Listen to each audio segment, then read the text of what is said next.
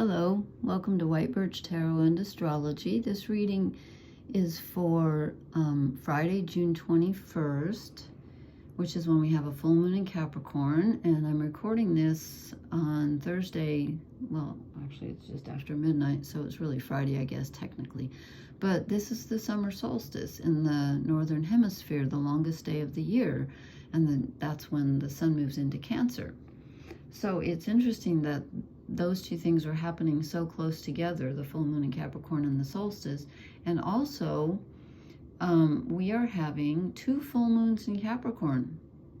One tonight, or tomorrow actually, and on the 21st, and one on July 21st. That's very interesting. The first one, which we're having tonight, occurs at 1 degree of Capricorn.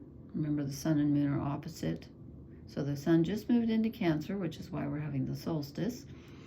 And the next full moon, let me get my pencil straight here, will be on the 29th, or I'm sorry, will be at the 29 degrees of Capricorn. So, you know, I mean, if this had been at 0, we would have covered the entire sign, but it's pretty darn close. So this is really important. I want to talk about this. I'm downstairs, so I don't have my regular stuff. This is Happy the Hedgehog. He's holding up the chart for us. I have a lot to talk about, but I want to do one quick quote. I hope I can remember everything I wanted to say, because this is really interesting. Okay, this is a quote from Arundhati Roy, and I think that's a woman. I believe I've heard of her before. I think. So he or she, I think it's a she, said, excuse me, another world is not only possible, she is on her way. On a quiet day, I can hear her breathing. Okay, and I hope you can see this. Last time I noticed it was showing too much of the picture, so I moved it up a bit. So, okay, so here's the interesting thing. So here's the full moon, sun and moon opposite each other. Moon in Capricorn, which is generally very stable and organized. And don't forget, though, that the goat has a fishtail, so it's very mystical as well. There's a very mystical side to Capricorn that often doesn't get talked about. If you read Liz Green's books, she beautifully expresses, I may have mentioned this before, but she uses the myth of, well, she used Jesus as a myth for Capricorn, which I found very interesting, about being crucified in matter, with Saturn, the god of time and reality, ruling Capricorn. And also she uses the myth of Peter Pan. I was like, oh my God, I've identified with Peter Pan all my life. I don't want to grow up. And she said, Capricorns don't want to grow up. And that is not what you read in a typical astrology book. But she's onto something there. She's right. And now see, I've already gone off track here and lost myself. Okay, so here's the sun in Cancer, opposite the moon. I forget what I was even talking about. I got so excited about Liz Green and Peter Pan. I've tried to, I can't draw, as you can see. This is supposed to be, this is a cross. This is called a grand cross. It's the most important aspect in astrology. It's the most challenging and also the most rewarding. It's called the make or break aspect. And we have that going on with the full moon tomorrow, the 21st. So we have the sun in Cancer, the mother, emotions, family inheritance, emotional security, opposite the moon, which is our emotions, in Capricorn, which is security, stability, structure, the father, and it is, these are squaring, they're both squaring Neptune. And at first I thought it was a T-square. I'm like, oh look, they're both squaring Neptune, who again is in a very powerful position at the last degree of the sign of Pisces, which he rules. But then, thanks to April's Arcana, shout out to her, she reminded me that Black Moon Lilith, and I'll talk about that very briefly, who or what she is in the mix, because she's opposite Neptune at 29 degrees of Virgo. Black Moon Lilith, and I'm not great with astronomy because it involves, I'm really smart, but I'm challenged in two areas, time and space, which are kind of important in the world. Is called reality. So even though my sun is in Capricorn, it's the only Earth I have, and I find reality very challenging. Anyway, Black Moon Lilith is not an object. it's a point, and it's got something to do with, I know that the moon, when it orbits the earth, when you're looking at this chart, the earth is in the center, by the way. You can't see it, but it's here.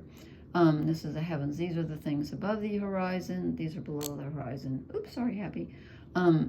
So the moon has an elliptical orbit, which means it's not particularly circular. It's more of an oval. And so when it gets closer and farther away from the earth, when it's closest to the earth, it's called the perigee. And so farthest away is called the apogee. Black moon Lilith has something to do with something about where the earth is and when the moon's in its apogee. I don't understand stuff like that, so you can look it up if you care. But I will tell you this, Black moon Lilith is this point in your chart, and everyone's going to have it in a different spot. So again, you can look it up, your chart up for free on astro.com, and if you ever need help, I'll help you. Black moon Lilith, if you know the myth of Lilith, she was supposedly Adam's first wife, you know, Adam from the Bible. And she got kicked out of paradise because she wouldn't submit to Adam and let him be, you know, top dog or whatever. She wanted to be equal because she was created out of the earth, as was he. So they kicked her out. I don't know who they are. God, I don't know, whatever the story goes. And then, you know, Adam was put to sleep or whatever.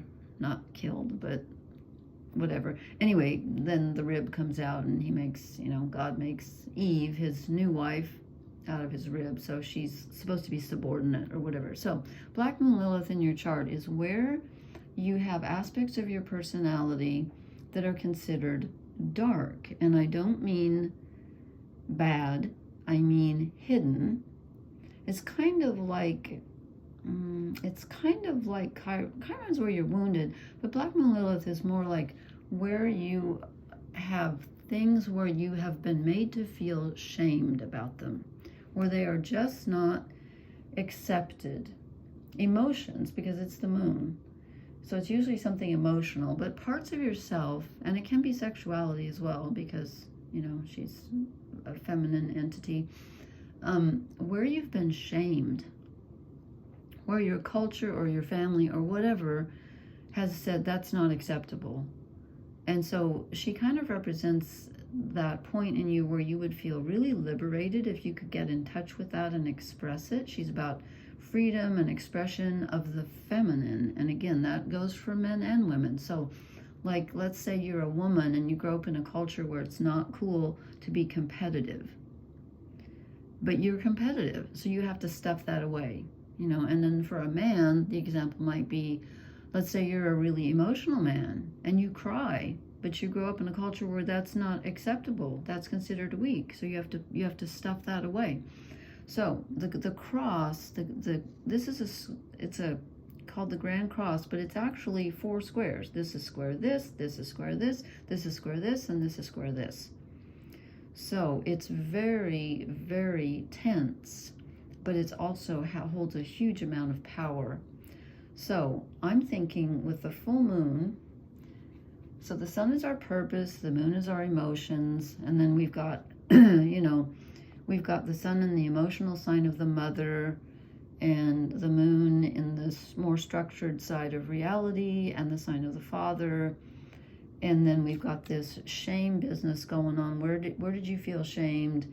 And Neptune is about reality. What's real? What were you, you know, what were you led to believe when you were, I keep coming back to, sorry, I just interrupted myself, but I have to bring in the inner child. This just smacks of the inner child to me so much, because that's where you're shamed, is when you're a child usually. I mean, it can happen later too, but that's usually where it stems from. And we got the Cancer, the mother, and Capricorn, the father. So Neptune is like, what kind of reality were you, you know, when we grow up, our realities are formed by what our parents think, right? And then until we get out of the house and we go other places and we meet other families, and then we get older and we learn things, hopefully, and we realize, oh my God, my parents were crazy, or maybe they weren't, you know, or they had the wrong religion, I'm not that religion, or they didn't have any spirituality and I'm very spiritual, whatever. So this is about, I think this is a challenge. I see this cross as a challenge because, as I said, we're going to have 2 full moons in Capricorn. 1 degree, and then the next one is going to be at 29 degrees, which is going to be conjunct Pluto. I just now realized that at this very second. Okay, wow. Holy Moses. So anyway, so here was my thinking, and this just validated that for me. My thinking is something is illuminated, because when we have a full moon, something comes to the surface. Something is illuminated that you stuffed away because it wasn't accepted. But you need to get in touch with that in order for you to know how to, it's a kind of about fitting in and being yourself at the same time, which goes along with Pluto in Aquarius, which is being different and yet the collective. And remember, Neptune rules the collective unconscious. So where have you unconsciously taken on aspects that aren't yours, and where have you stuffed away aspects of yourself that are yours? And here's our challenge. So we're shining a light, or the sun's shining a light on the moon. Something emotional comes to the surface, and we're given a month to play with it, to investigate it, to think about it, to feel it. And I'm so glad we got out of all that Gemini energy. Well, Jupiter's still there, but honestly, and is Uranus still there too, I think? Yeah, let me check. No, Uranus is in Taurus. That's right. Oh yeah, it's been there for ages. Anyway, never mind. I'm jumping all over the place. So this gives us a month, and nothing gets finished in a month, but this gives us the next month. I think you're going to be dealing with something that you just discovered, or are going to discover about your past, the way you relate to people, the way you relate to your reality. What have you created in your life? It's kind of a summing up. Remember when we got the 7 of Pentacles? Was it last time I posted? And then I got the 7 of Swords too, and I was like, what? I wasn't sure. I think it's about thinking about summing up. What have you created in your life? And does it really fit in with this is about being true to yourself. Your emotional needs. Were they met? If they aren't, can you meet them yourself or find someone who can?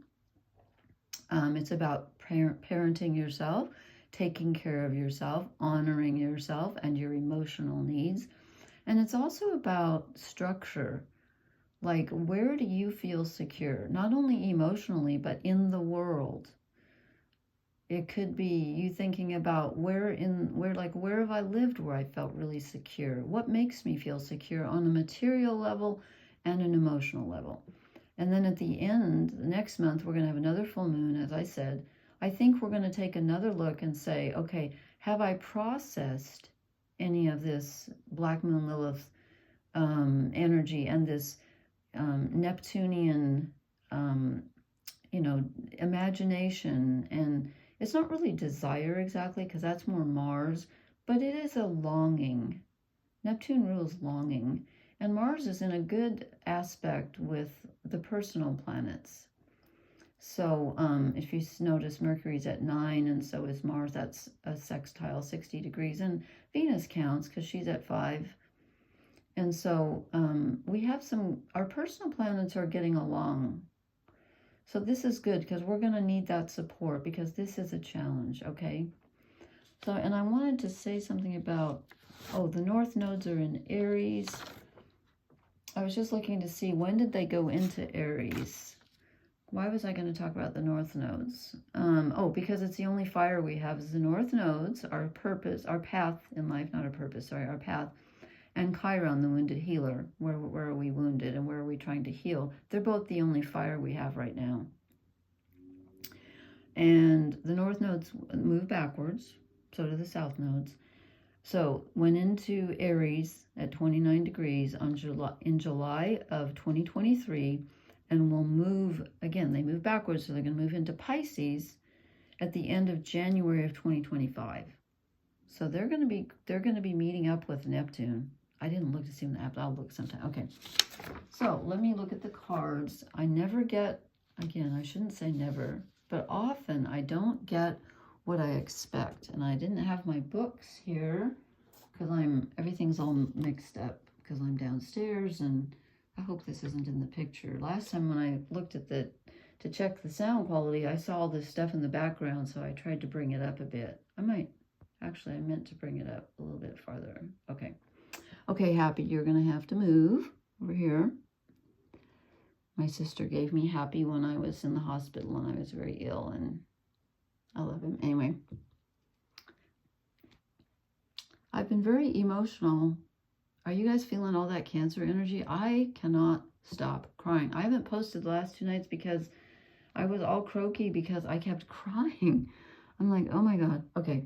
And also, I'm going to be more positive. I listened to my last post because I wanted to see if I had talked about something astrological. And I thought, you know, if I listened to myself for the first time, I'd probably never listen again because I was so negative and down on myself. And I thought, I'm going to stop that. But I really do hate it when, and I'll get to the cards real quick, but I hate it when you look at someone's tarot channel and they have like a, you know, sign by sign reading, which I'm hoping to do this weekend. And every single one is awesome. Like, you know, the title is like, you aren't going to believe this, you know, true love coming in. And then that's for Aries. And then for Taurus, you know, big changes ahead, but, you know, you manifest all your desires. And I'm like, then I look at all 12 signs and they have that for all 12. I'm like, no, but I don't need to be so negative. So I'm going to try to curb that back. Anyway. Okay. So I did not expect this because a bunch of planets just moved out of Gemini, but as I said, we still have Jupiter in Gemini, and he is in good conversation with somebody right now. I didn't write it down. Is it Pluto? Yeah, I think. Let's see, 30, 60, 90. Yeah. Anyway, here comes some Gemini energy. Here comes some... We're still thinking, we're still on that Gemini high where we had all the planets in Gemini. So here comes some new information. And this could be whatever pops up with this, this Black Moon Lilith. You know, this doesn't necessarily look like anything negative coming in. And again, Black Moon Lilith doesn't have to be negative, but it is dark, meaning it's hidden. And we generally don't hide things away unless we think other people are not going to like them. So we get some Gemini energy. We're still thinking. We're processing mentally. Then we get the Strength card. This is generally Leo, but in this case it isn't because nothing's in Leo, although Pluto is in Aquarius, which is opposite Leo. But this is taming an inner demon. And again, I connect this with the Black Moon Lilith. Whatever you find on the, quote, dark, you know, hidden side of you,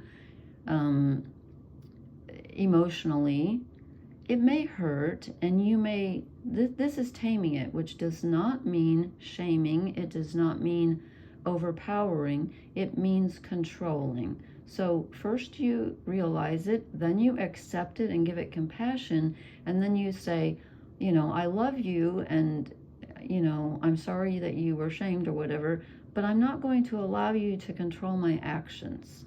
I'm not going to operate from a place of shame or, what's the word I'm looking for, where you, unconscious, you know, fears or whatever that run you instead of you being able to choose. And then we get the Seven of Cups. Here's that Neptunian energy again. And yes, Neptune is illusion and deception, and it can be very difficult for you right now to even know what you want. Relationships can feel off. Everything can feel off emotionally. But it's about choosing. And it's about accepting. Even if you desire something that you think you shouldn't desire, don't berate yourself for that. But you're going to have to choose wisely, because some of these things may not be very good for you. You know, sometimes what we didn't get something as a child and then we acted out later, and that's not necessarily healthy. We can miss out. We can, you know, choose the wrong thing or be with the wrong person. Then we get the Nine of Pentacles.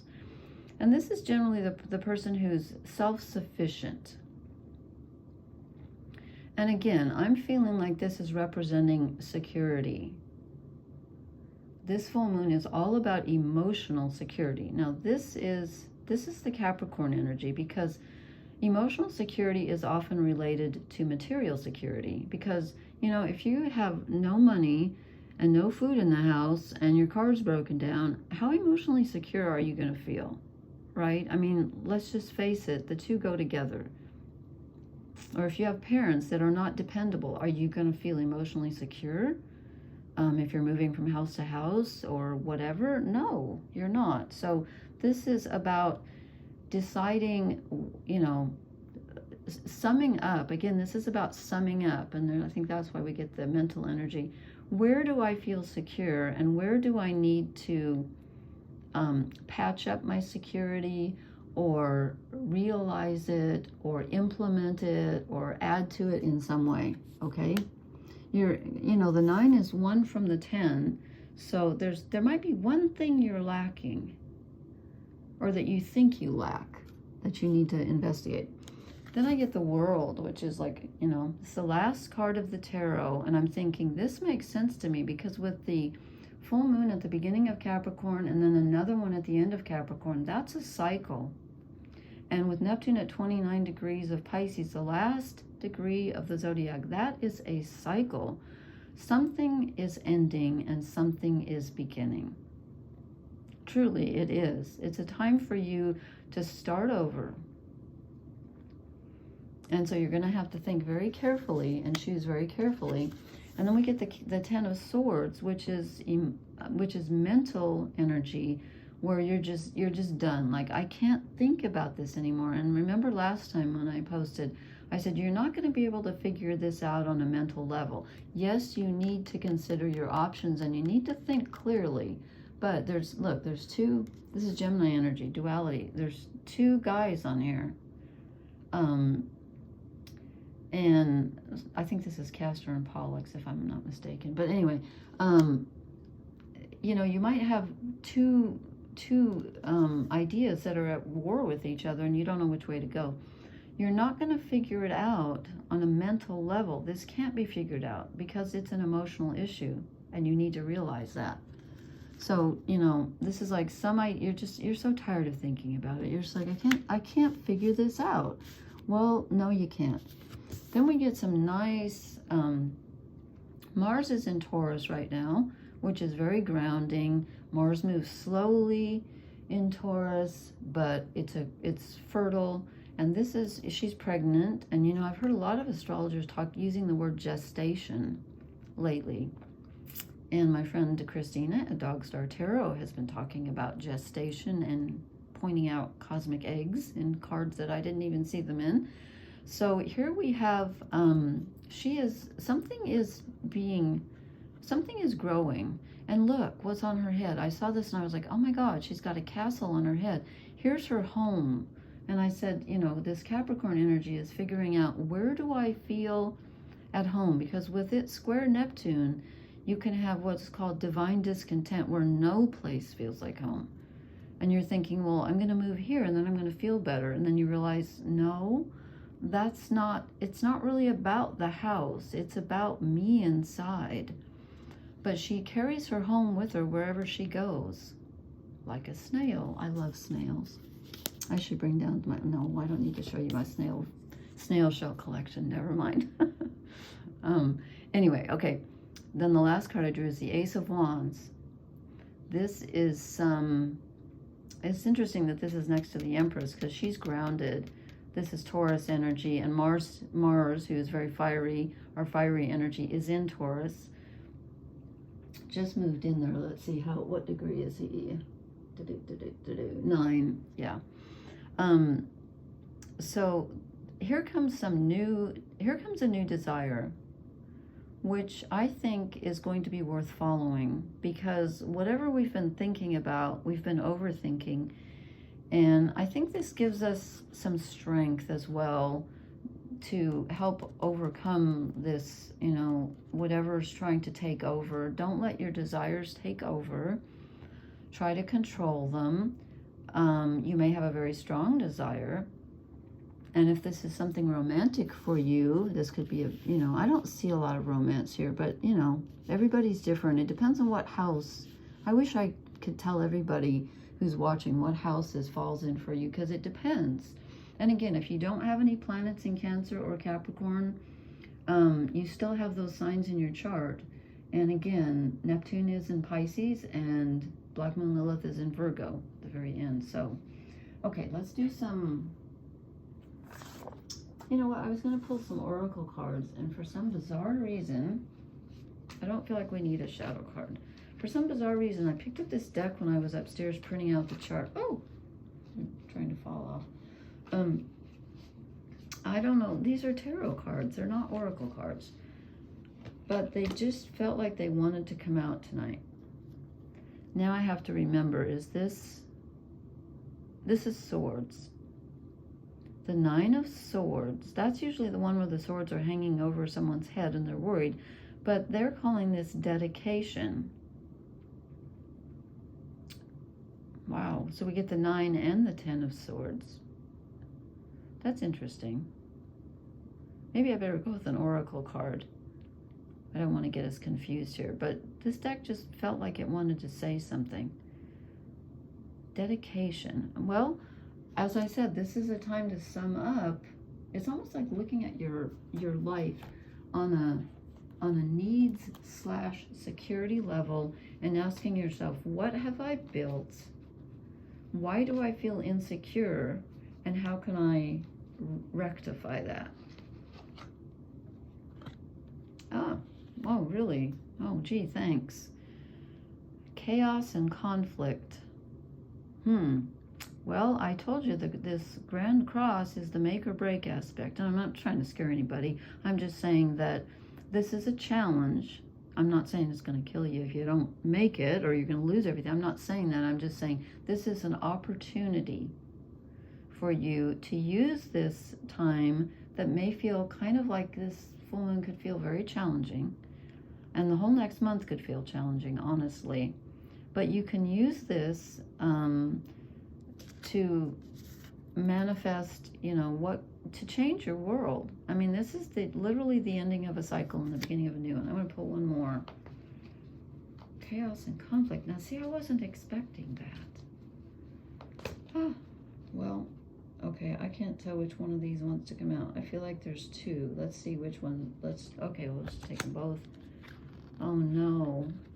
This card, talk about crying. This is the card I associate with something that in my life that happened.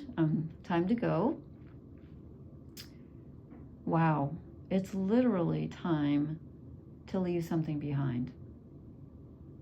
Something that you are emotionally connected to, that represents security to you.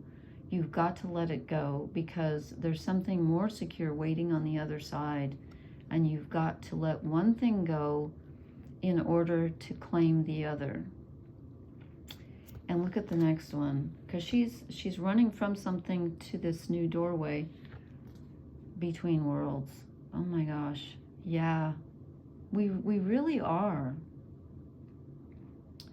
He's stepping from the black and white, or she, into a new version. It's a totally new version of reality. And Capricorn is reality. It's ruled by Saturn. So your reality and your security change. But again, I don't feel like it's well, I said the next full moon is going to be conjunct Pluto. So actually it might be something that's out of our control that changes. But we still have a lot of control. Remember, you can always control what goes on inside you, unless you've just eaten at Taco Bell. Sorry, that's a restaurant we have here. It's just, that's a stupid joke. Sorry, I just made that up. But you have to choose wisely, and you have to accept the darkness inside you. And by darkness, I mean what's hidden. It's not bad. It's just hidden, and just because it's not accepted by everyone doesn't mean it's bad, okay? But you've got to come to terms with it. It's got to be okay with you. And don't let it, it takes a lot of energy to suppress anything. It really does. It's so liberating to realize something and deal with it, rather than you can waste your life and your energy suppressing things. So this is a time to let it out, and slowly. We're not going to jump on this, although you may feel a rush of desire to, you know, do something. But again, Mars is in Taurus, so it's going to be a little slower. Okay, I hope this made sense. Did I say everything? Well, I'll tell you what, I'm going to try to, I might try to do, I hope I have time this weekend. I've been very busy. I'd love to do a sign by sign because I haven't done that for ages. So please leave me a comment. Let me know how this full moon and the solstice are making you feel. And blessings to everyone. Thank you so much for listening. Please hit the like, share, and subscribe buttons, and I'll talk to you later. Good night.